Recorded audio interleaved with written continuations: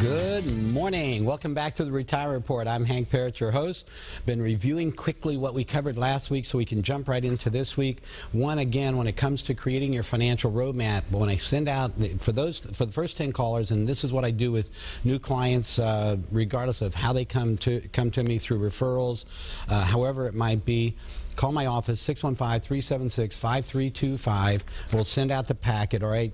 We're going to create a financial roadmap to start, all right? This means comprehensive financial planning is what I do, all right? It's not just about an investment advisor where you go to someone and you say, where should I put my money, okay? Well, how do you know how do people advise? And I know because I started this way, 20 years ago when I got into securities. 26 years ago when I first started in business, I was doing employee benefits and evolved basically, actually I guess it's been almost 23, 24 years now for securities. But one of the things then, it was just about talking about investments. You didn't do comprehensive planning. Today, and over my career, I have evolved into that more and more.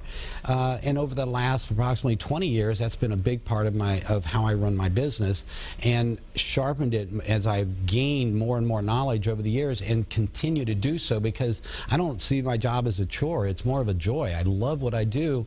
I'm fascinated by trying to solve these issues, these problems. And when you look at all that's out there that's available to you, being able to sift through that and find the things that can actually be the most help to people. So I go, and cutting through, don't listen to there's so many people, right? It said that there was I can't remember I think it was George Bernard Shaw that said if you laid all the economists in the world head to head, you would never reach a conclusion, right? That they would never agree. Well, the reality is the same thing. Doesn't it seem like that when you're seeking advice from financial advisors, right? Or if you're watching the news, or if you're reading magazines, and it's just all these different opinions that are out there. That's why we try to break it down to the reality, the science, the research, the math and science that's out there that shows this is what works, okay? So we cut through all that. It's not just opinion. We look at back, okay, does it actually, well, let's prove it then. Okay, look at the numbers. The numbers will tell you. All right, so comprehensive financial planning is about then looking at the whole picture. What do you have for expenses and income? In fact, let's take a look at the next slide on creating your financial roadmap, and I'll get right into how that works. Okay, we first gather up things like, go ahead to the next one, which is creating, you're right, they're both the same heading, sorry. There we go with the little, so today you've got expenses, you've got liabilities, right? In other words, what is your monthly bill, what your monthly bills are, groceries, all that kind of thing, any kind of debt you might have, and then inflation and taxes, you got to be concerned about that, is not only today but in retirement even more. In addition, income. What do you have coming in every month, every 2 weeks, whatever your pay periods might be, and what's that going to look like in retirement? And then assets, what do you have to work with? What kind of retirement accounts or other savings and investments do you have? Do you have rental properties? In retirement, what are your retirement savings going to be? Social Security, pension, what are the things what resources are you going to have available to you when you retire? Okay, so we look at that. We look at where you're at today and what you're going to, what things are going to look like for you in retirement. Next, we have you fill out, just to help with this, I have a tool called the Lifestyle Expense Worksheet. Now, the Lifestyle Expense Worksheet, what that does is it just helps you go through and make sure that you get all those expenses. Some of them you pay every week. Some it's stuff you pay maybe monthly. Some it's things you may only pay, once, 2, 3 times a year, like insurance premiums or your property taxes, things like that as an example. Gifts, birthday gifts, holidays, vacations. We look at everything. Where does the money go each and throughout the year? And then we can help put that down into the next screen. We look at creating this roadmap, and here's what it looks like. It starts with once we've identified what your expenses are, then we start setting up a foundational financial plan of how much you need to have in a checking account to cover your monthly expenses. How much do you need for an emergency fund for those unplanned expenses that we don't know what's going to happen, but something always seems to happen, right? So if the car breaks down, if you need to replace a vehicle that, just quit, if you got to, do something around the house, the air conditioning unit go out, whatever it is, having money aside to do that, an emergency fund. And then a short-term fund, planned expenses. I know I'm going to need to replace the roof in a few months, or maybe I want to put in a sunroom, or maybe I want to update my kitchen or my bathroom, or get a new car. Whatever it is, planning for that and saving for that in advance is where, in particular, a lot of people may struggle through, when they're working to do those things, and they tend to borrow. But if you can switch that over from the borrowing over, especially as you near retirement, to where you're saving and you have the resources to be able to pay for those things, that's when you're really approaching financial freedom, and that's what it's about. Now, some of the things we have to look at, Social Security, for instance, if you're thinking that you're going to be able to live on Social Security, and I hope not. I know I talk to people all the time, and they're somewhat skeptical about whether they even have Social Security. I don't think that's going to be the issue. But what it's going to look like, though, is still an issue. So let's look at the next slide. Social Security facts. No one gets rich on Social Security. In fact, if you look, the maximum Social Security paying out in 2016 is $2,102. Okay, so think of that in terms of what what that's going to mean. And this is for someone that's making a tremendous, that's making, $2,639. Sorry, I was using the wrong number. The 62 versus 66.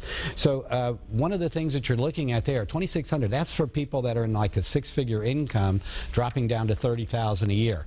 And that's pretty much accurate. You're looking at, if you look, in fact, at the average 66. And by the way, those three bars, if you look at the one on the left, that's at age 62 in 2016, the maximum benefit at age 62, the maximum benefit at age 66, and the maximum benefit at age 60 or at age 70.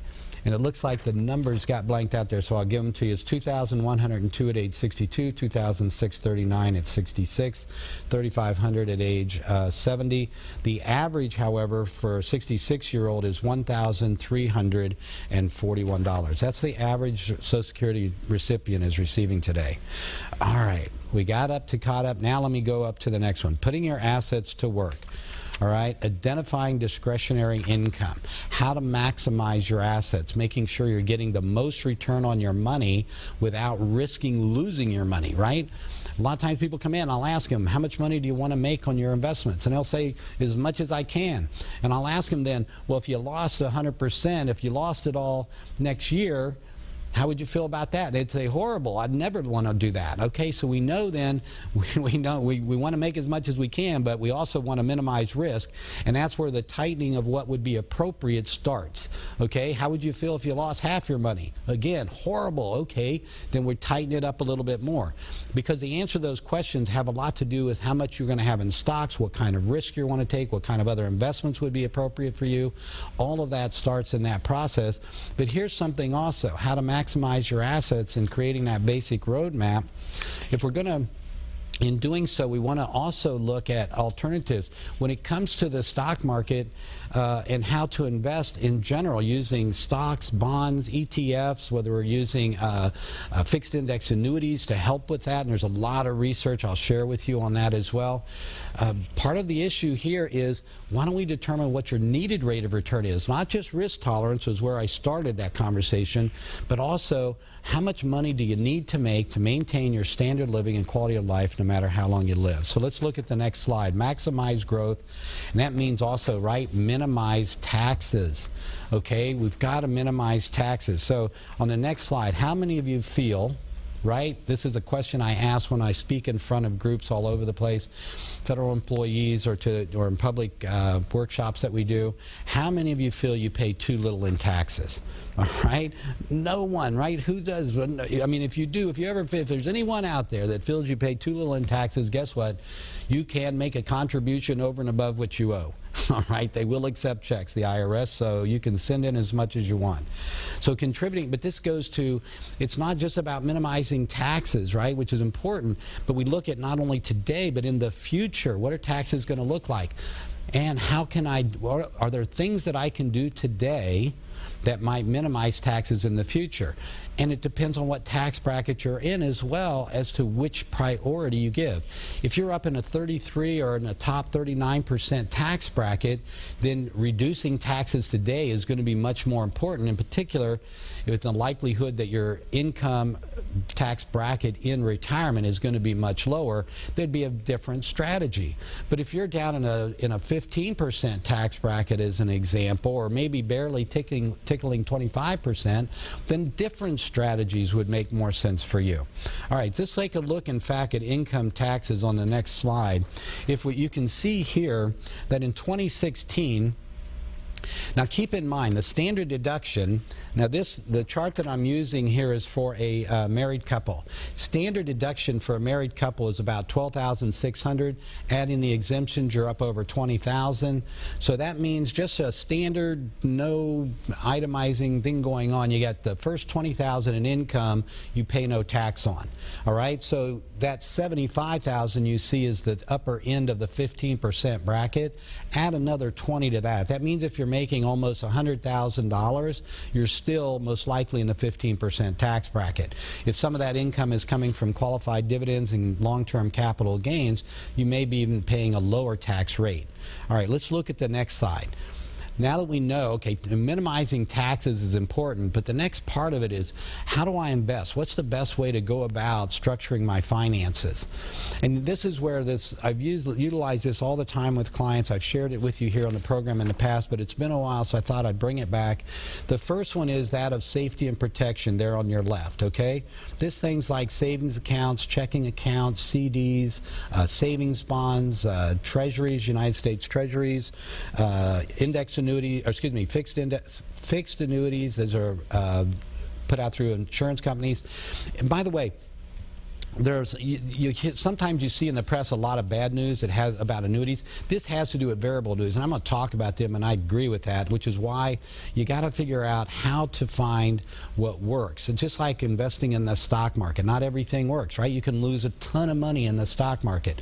Fixed annuities, on the other hand, like CDs, you're going to get a set amount of interest for a set period of time, and then you can either move your money somewhere else, or if they give you a better interest rate that you like, you can keep your money there. One difference with CDs, your penalty period will renew. So if you've got a 3-year or a 5-year CD as an example, then you're going to have a penalty if you take that money out sooner, and they'll only allow you to access the interest during the time it's there. Fixed annuities, on the other hand, you again have that penalty period, but if you renew, there's no new penalty period, okay? So again, make sure. Now, there are some annuities that may be out there that do renew the penalty period, but if you look at the majority of them and you find the right ones that are paying higher interest rates. Because what's a CD paying? If you take out a 3 or 5 year CD, you might get 1.5%. There are 3-year fixed annuities paying 2%. There are 5-year fixed annuities paying 3%. So, and they work the same, right? Your principal is guaranteed, the interest is guaranteed. Penalties if you take it out early. Most of the fixed annuities will not only let you take out the interest, but they'll let you take out as much as 10% a year. So they're a little more liquid than a CD might be. So these are some things you need to know how these rules work. This is stuff you may not be aware of, and that's why I want you to have the information to understand what to look for out there, all right? Now, what's the problem? Even if they're paying 2 or 3%, when we look at inflation and taxes, and right now with inflation as low as it is, you may be treading water like at about a break-even point. But ideally, we want to make more money. So you look at the world on the right. This is the investing world, the stock market. Things like stocks and bonds and mutual funds and exchange-traded funds and REITs, real estate investment trusts. You notice that big red X? That's over variable annuities. Those are the ones. If you're going to be looking at what gets the most negative press, it's variable annuities. Why? I'm taking on the risk of the market because I have no guarantees, right? My principal's not guaranteed.